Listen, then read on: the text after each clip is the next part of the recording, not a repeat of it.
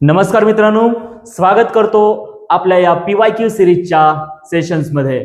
या सिरीजमध्ये आपण मागील वर्षी झालेल्या शिक्षक पात्रता परीक्षेच्या प्रश्नपत्रिकांचं विश्लेषण करतोय। तर या सेशनमध्ये आपण 2021 मध्ये झालेल्या शिक्षक पात्रता परीक्षेच्या पेपर 1 च्या परिसर अभ्यास या विषयाच्या प्रश्नांचं विश्लेषण घेऊन आलेलो आहोत, जेणेकरून आगामी शिक्षक पात्रता परीक्षेमध्ये परिसर अभ्यास या विषयाच्या प्रश्नांचं उत्तरे शोधताना आपल्याला अडचण जाणार नाही। तर जाऊया या सेशनच्या पहिल्याच प्रश्नाकडे। प्रश्न पहिला, भारताच्या संदर्भाने प्राचीन इतिहासाचा कालखंड कोणता? प्राचीन इतिहासाचा आणि कोणाच्या संदर्भाने? भारताच्या संदर्भाने। पर्याय दिले आहेत, प्राचीन इतिहास, भारताचा प्राचीन इतिहासाचा कालखंड कोणता असं आपल्याला विचारलेलं आहे। 4 पर्याय दिलेले आहे, इसवी सन पूर्व 8व्या शतकापासून इसवी सनाच्या 10व्या शतकापर्यंत नाही। याचं योग्य उत्तर शोधायचं आहे आपल्याला। हे कालखंड होता अश्मयुगापासून ते 8वे शतक असं उत्तर असलेला पर्याय शोधायचा आपल्याला। अश्मयुगीन काळापासून इसवी सनाच्या 8व्या शतकापर्यंत हे याचं योग्य उत्तर आहे। हे उत्तर नाही। मग बाकीचे 2 तर चेक करायची गरजही नाही। आता भारताच्या संदर्भाने आपल्याला जर प्राचीन इतिहासाचा कालखंड विचारलेला असेल तर आपल्याला भारताच्या संदर्भाने मध्ययुगीन कालखंड कोणता असं जर विचारलं तर तेही माहित असायला पाहिजे। मग मध्ययुग कशाला म्हणायचं? इसवी सन 8वे शतक ते 18वे शतक हे आपले मध्ययुगीन कालखंड आहे। आणि या 18व्या शतकाच्या नंतरचा आपला हा आधुनिक इतिहासाचा कालखंड भारताच्या संदर्भाने म्हणून ओळखला जातो। या प्रश्नाचं आपल्याला योग्य उत्तर मिळालेलं आहे। भारताच्या संदर्भाने प्राचीन कालखंड कोणता आहे? तर अश्मयुगीन काळापासून 8व्या शतकापर्यंतचा। पुढचा प्रश्न आहे, खालीलपैकी योग्य विधाने कोणते? 3 विधानं दिलेले आहे आणि 3 विधानांपैकी आपल्याला योग्य उत्तर शोधायला सांगितलेलं आहे। हा प्रश्न स्टेट बोर्डच्या 6 क्लासच्या पुस्तकातून घेतलेला आहे। आणि हा प्रश्न सुद्धा सोडवताना मागेच मी काही व्हिडिओज मध्ये म्हटलेलं आहे की अशा प्रकारचे प्रश्न हे फक्त नकाशाच्या वाचनावरूनच येणार आहे। नकाशा वाचन कराल तरच याची उत्तर सापडणार आहे। बघ प्रश्न काय म्हणतोय, हडप्पा संस्कृतीवर प्रश्न विचारला। हडप्पा संस्कृतीला सिंधू संस्कृती असेही म्हणतात, योग्य आहे। हडप्पा संस्कृतीला सिंधू संस्कृती असेही म्हटलं जातंय। हडप्पा व मोहेंजोदडो या दोन्ही ठिकाणांच्या अवशेषांमध्ये दोन्ही समान वैशिष्ट्ये दिसून आली। हो, योग्य आहे।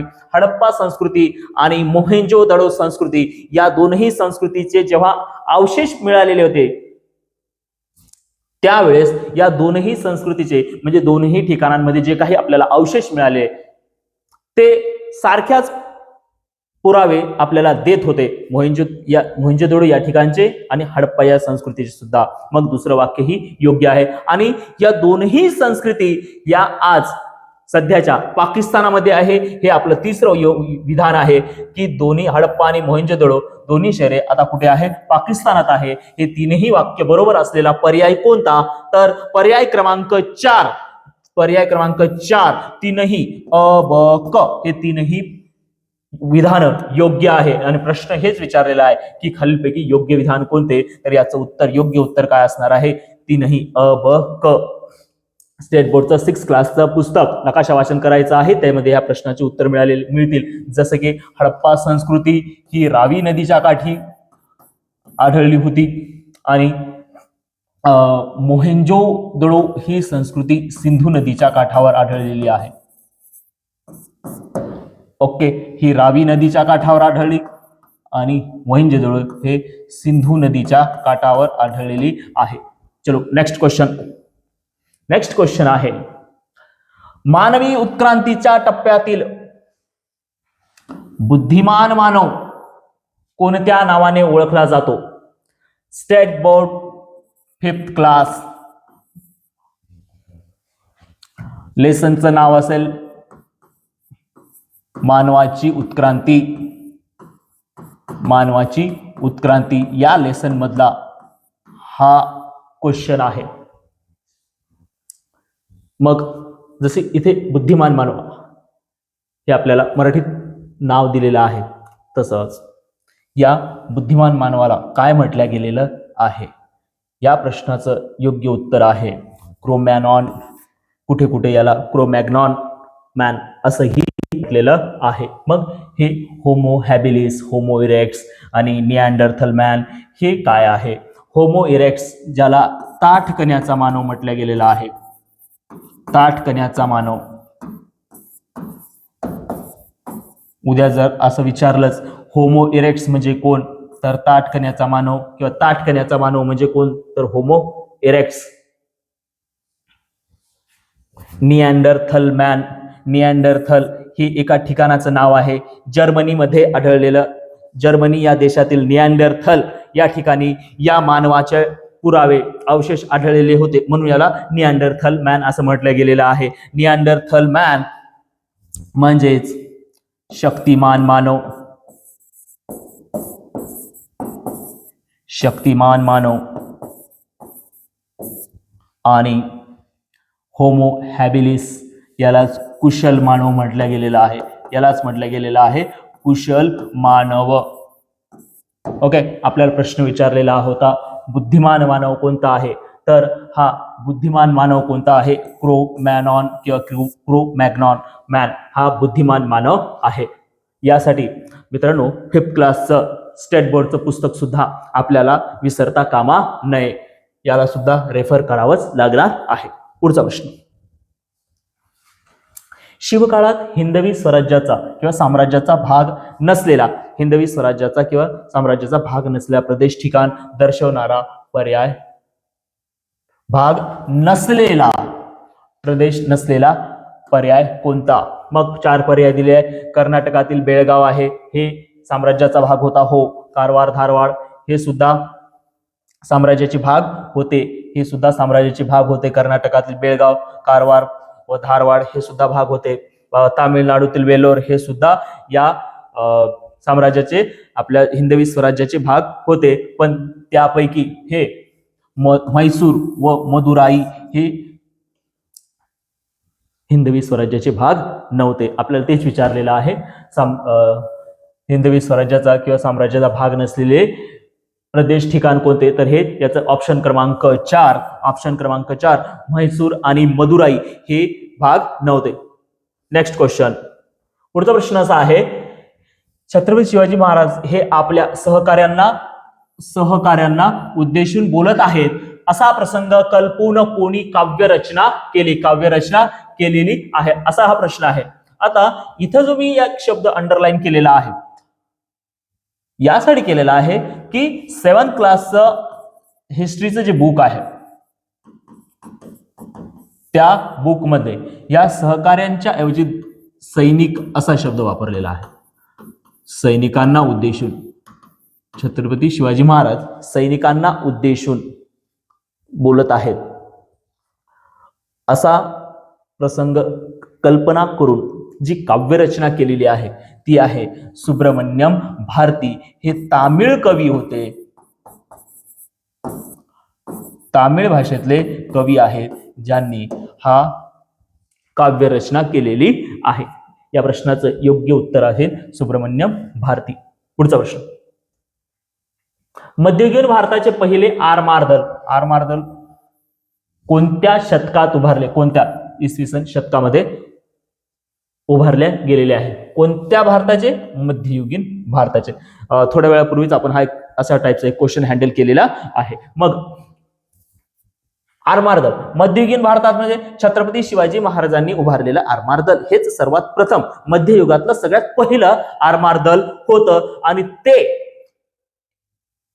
1656 ते 1670 या कालखंडामध्ये उभारल्या गेलेलं होतं. त्याच्यामुळं या प्रश्नाचं योग्य उत्तर आहे 17वे शतक.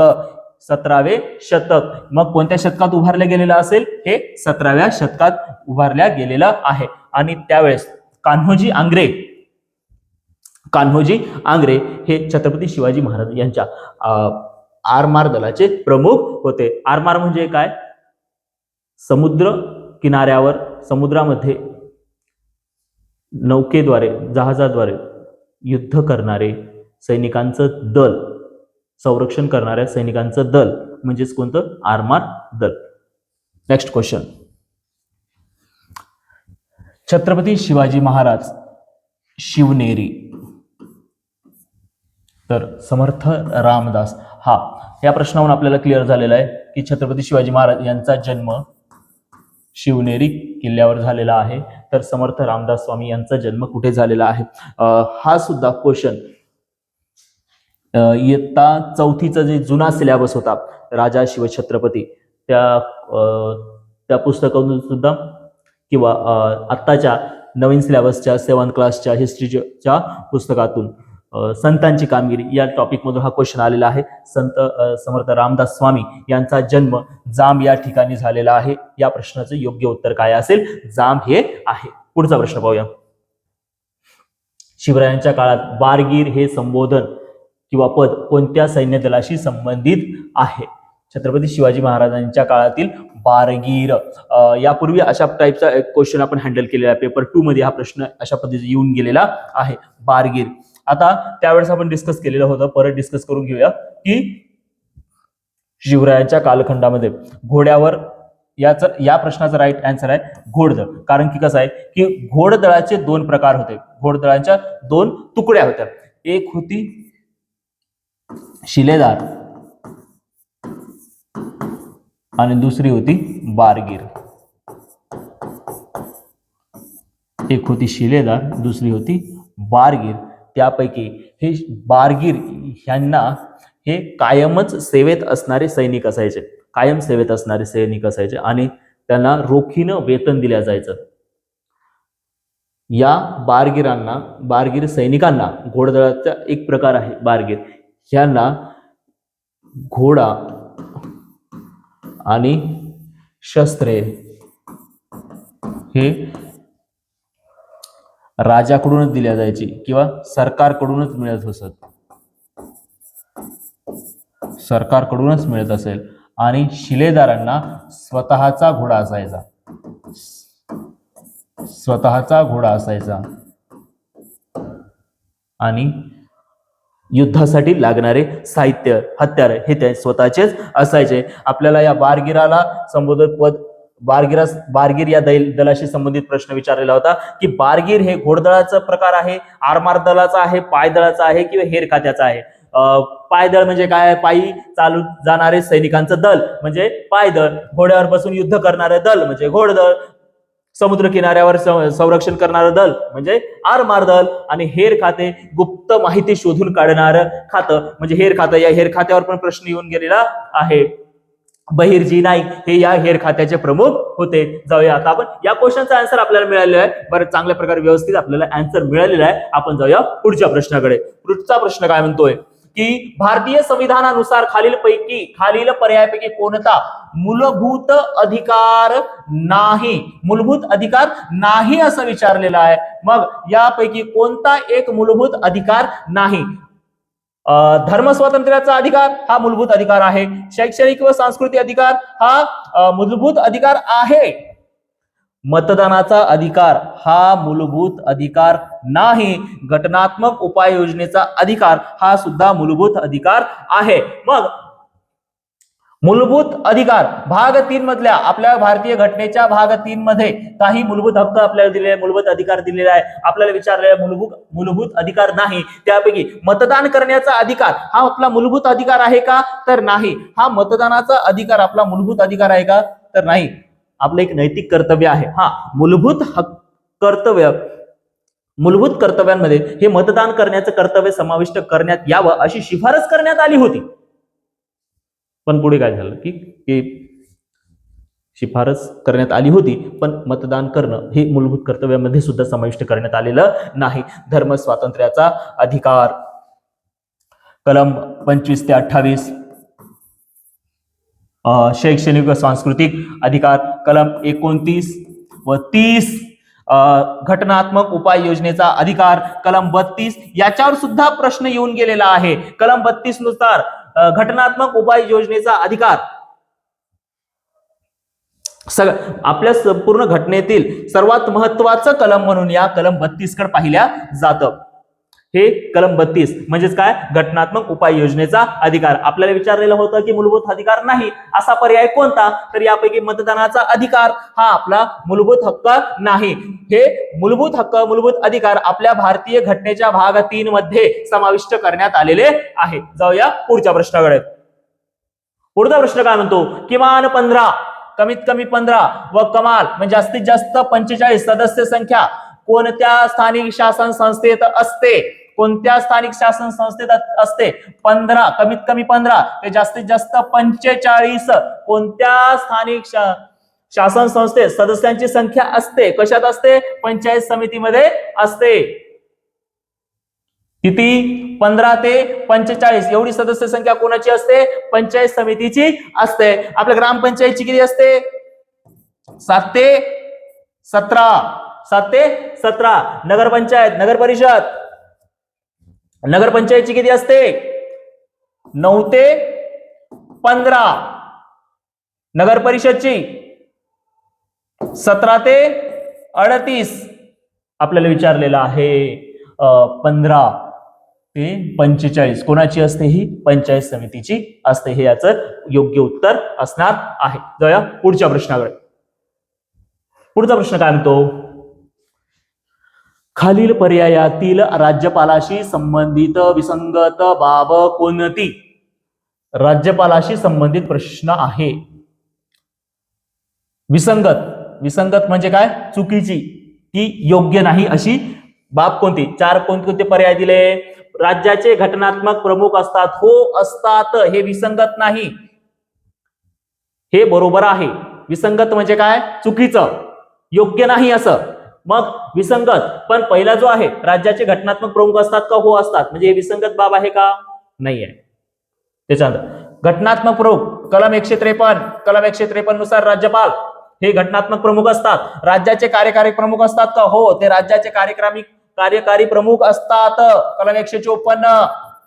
त्याच्यानंतर राज्याबाहेरील व्यक्ती असतात. हो, हे राज्याबाहेरील व्यक्ती असतात.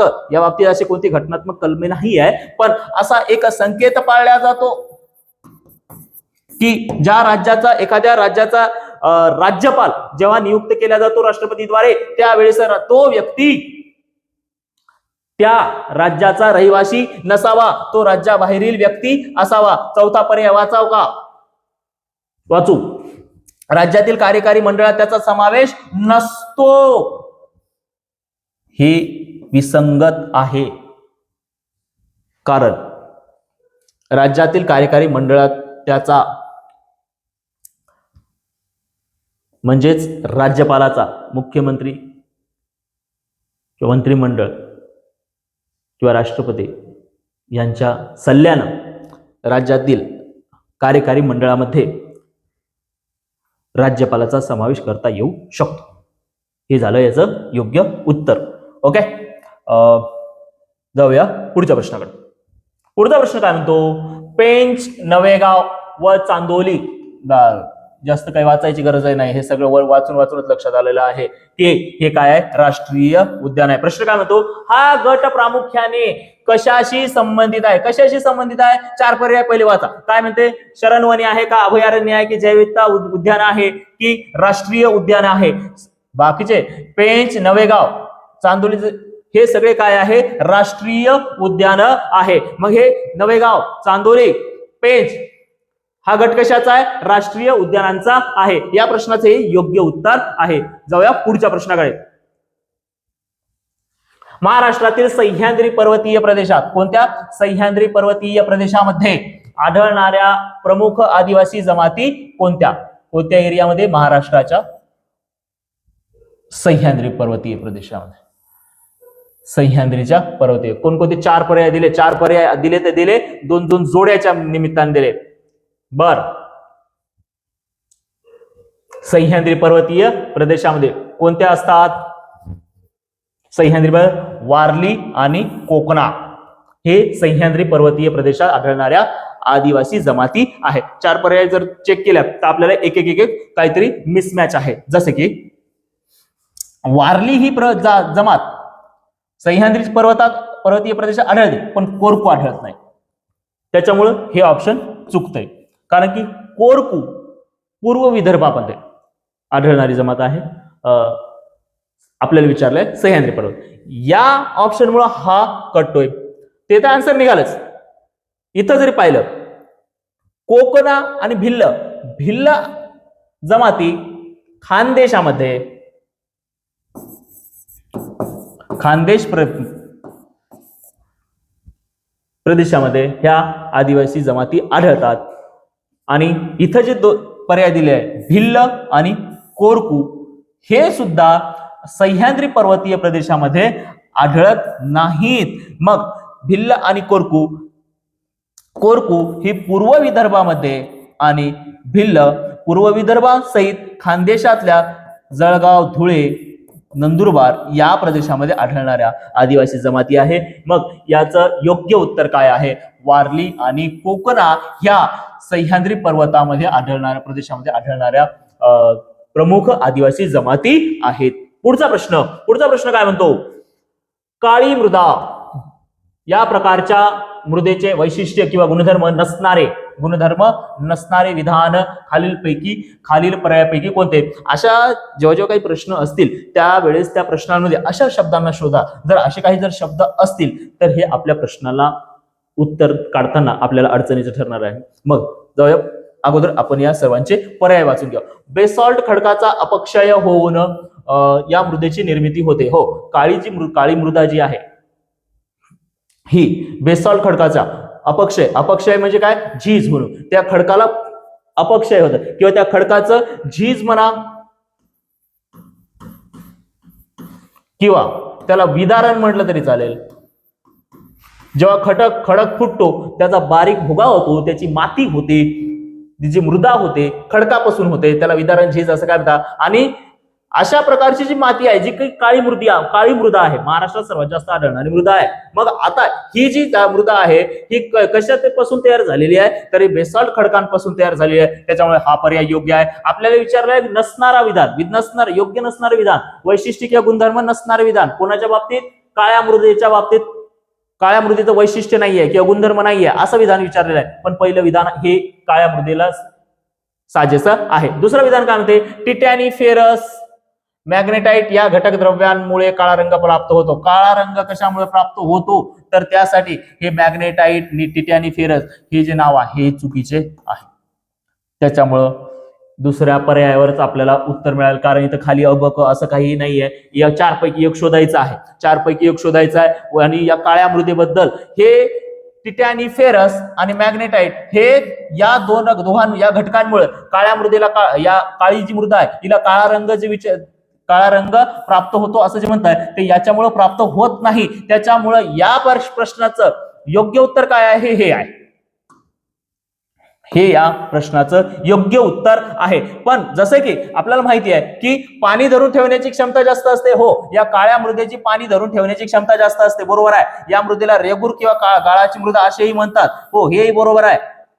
पण या काळ्या मृदेला टिटॅनी फेरस मॅग्नेटाइट या घटक द्रव्यांमुळे काळा रंग प्राप्त होत नाही. तर याला काळा रंग प्राप्त जो होतो तो लोह, मॅग्नेशियम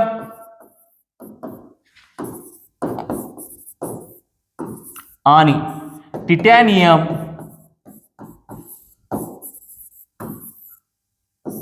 या घटक द्रव्यांमुळे प्राप्त होतो. हा काळा रंग या घटक द्रव्यामुळे प्राप्त होतो, नाही की या टिटॅनी फेरस येते. आणि आपल्याला विचारलं वैशिष्ट्य किंवा गुणधर्म नसणारं विधान कोणतं? तर पर्याय क्रमांक 2 हे या प्रश्नाचं योग्य उत्तर आहे. जाऊया आपण आता पुढच्या प्रश्नाकडे. पुढचा प्रश्न काय म्हणतो? महाराष्ट्रातील जलसिंचन क्षेत्राचा विचार करता सर्वसामान्यपणे जलसिंचन साधनांच्या वापरानुरूप सर्वात जास्त व सर्वात कमी जोडी दर्शवणारा पर्याय कोणता? मग 4 जोड्या दिल्या आपल्याला, कालवा उपसा, दुसरा आहे कालवा तलाव, तिसरा आहे विहीर किंवा उपसा, विहीर उपसा, आणि चौथा पर्याय दिला विहीर आणि तलाव. आपल्याला विचारलं आहे सर्वात जास्त आणि सर्वात कमी प्रमाण असलेल्या जलसिंचनाचं महाराष्ट्रात जेवढं काय बागायती होते त्यासाठी सर्वात जास्त आणि सर्वात कमी उपसा होणारा वापर होणारा पर्याय कोणता? तर याच्यातला पर्याय क्रमांक 4 विहीर जवळपास 40% आणि तलाव खूप कमी वापरला जातो, नियर अबाउट 2 ते 3% एवढाच या जलसिंचनासाठी यांचा वापर केला जातो. महाराष्ट्रामध्ये सर्वात जास्त विहिरींचा जलसिंचनासाठी वापर केला जातो, त्याच्यामुळे या प्रश्नाचं योग्य उत्तर आहे पर्याय क्रमांक 4 विहीर आणि तलाव. पुढचा प्रश्न काय म्हणतो? खालील पर्यायापैकी रेखावृत्तांचे वैशिष्ट्य कोणते? 4 पर्याय दिले. परस्परांशी समांतर असतात का? नाही. मूळ रेखावृत्त हे म्हणजे बृहत वृत्त, मूळ रेखावृत्त इथे ट्राय करू. पृथ्वी, तिच्यावरचे हे 0 अंशावरचं रेखावृत्त म्हणजे मूळ रेखावृत्त. एका पृथ्वीच्या संपूर्ण भागावर एकूण रेखावृत्ते असतात 360. जर का आता हे बोर्डवर दिसतंय म्हणजे 2D दिसतंय, आपण याला 3D पूर्ण रिअल वाला पृथ्वीचा गोळा जर इथे घेतलाय तर समोरून येणारं जर का हे 0 अंशावरची रेष जर असेल तर याच्या अपोजिट असणारी रेष 180 नंबरची असू शकते, 360. सो हे मूळ रेखावृत्त बृहत्वृत्त नाही होऊ शकत. हे काय म्हणतं? 0 अंश रेखावृत्त म्हणजे विषुववृत्त नाही. जेव्हा आपण पृथ्वीच्या बरोबर 0 अंशातून जी आडवी रेष काढतो, 0 अंशावरची अक्षवृत्त, 0 अंश अक्षवृत्त, त्याला आपण विषुववृत्त म्हणतो. आपल्याला प्रश्न विचारलेला आहे रेखावृत्ताच्या बाबतीत, आणि 0 अंश रेखावृत्त कोणतं असते? जे सरळ उभं असते, जे रेखावृत्त आहेत. वो रेखावृत्त म्हणजे जो खडे है, उभे आहेत ते रेखावृत्त. आणि 0 अंश रेखावृत्त म्हणजे विषुववृत्त नाही. विषुववृत्त कशाला म्हणतो आपण? जे आडवं 0 अंशावर आहे त्याला आपण विषुववृत्त म्हणतो. हे पर्याय सुद्धा होऊ शकत नाही. या प्रश्नांचं योग्य उत्तर आहे या पृथ्वीवर जेव्हा म्हणजे ऍज अ काल्पनिक ज्या रेषा काढलेल्या असतात ह्या सर्व रेषा समान असतात, ह्या लंबवर्तुळाकार असतात. हे या प्रश्नाचं योग्य असं उत्तर असणार आहे. मग वैशिष्ट्य कोणते? रेखावृत्तांचे वैशिष्ट्य कोणते? तर हे यांची लांबी समान असते. हे जे म्हणताय ना परस्परांशी समांतर, हे परस्परांशी समांतर नाहीये. हे कसे आहे? लंबवर्तुळाकार आहे.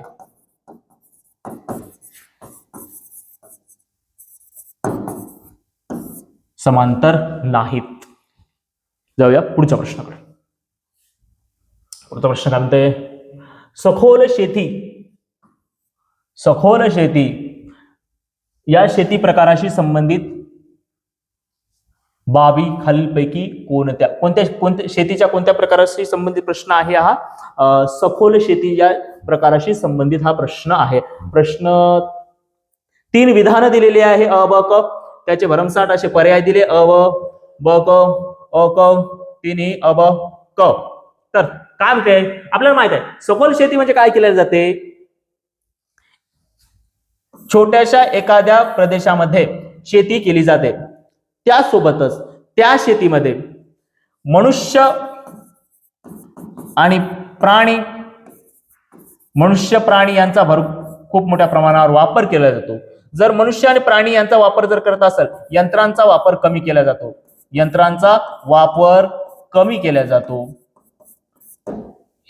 हे सखोल शेतीचे काही वैशिष्ट्ये आहेत. सोबतच सखोल शेती आपण कशाला म्हणतो? की छोट्याशा एरियामध्ये, कमीत कमी एरियामध्ये म्हणजे शेती आणि कमी क्षेत्रात अशी शेती केल्या जाते, ज्यामध्ये मनुष्य प्राणी यांचा वापर जास्त होतो, मनुष्यबळ जास्त वापरलं जातं, पशु पक्ष्यांचा वापर जास्त केला जातो, पशूंचा वापर केला जातो आणि यंत्रांचा वापर खूप कमी केला जातो. त्या पद्धतीला म्हणतात आपल्याला सखोल शेती. आपल्याला पर्याय दिलेले आहे की एकाच प्रकारच्या मोठ्या प्रमाणावर विस्तीर्ण क्षेत्रात घेतले जाणारे पीक नाही, विस्तीर्ण क्षेत्रात घेतले जाणारे पीक नाही, मोठ्या प्रमाणावर तर नाहीच. क्लिअर? त्याच्यामुळे हा तर आन्सर होऊ शकत नाही. आता हे जर झालंय असं आपले जे कन्सेप्च्युअल जर गेलो तर मनुष्य प्राण्याचा वापर जास्त आणि यंत्र वापर कमी केला जातो, तर काय म्हणते पशुबळाचा जास्तीत जास्त वापर केला जातो. हो. मर्यादित यांत्रिकीकरण, कमीत कमी यांत्रिकीकरण केलं जातं. हो. ब आणि क योग्य असणार पर्याय क्रमांक 2 हे या प्रश्नाचं योग्य असं उत्तर आहे. मित्रांनो, परिसर अभ्यासच्या 2021च्या पेपर क्रमांक 1 मधल्या आणखी काही उरलेल्या प्रश्नांचं विश्लेषण बाकी आहे. त्याही प्रश्नांचं विश्लेषण आपण घेऊन येणारच आहोत. जर का तुम्हाला या प्लॅटफॉर्मवरील प्रश्नपत्रिकांचं विश्लेषण हवं असेल तर आणखी काही प्रश्नपत्रिकांच्या विश्लेषण येणारच आहे. त्यासाठी तुम्हाला या चॅनेलला नक्कीच सबस्क्राईब करून ठेवा, म्हणजे तुम्हाला येणाऱ्या प्रत्येक व्हिडिओची अपडेट लवकरात लवकर तुमच्यापर्यंत पोहोचत राहील.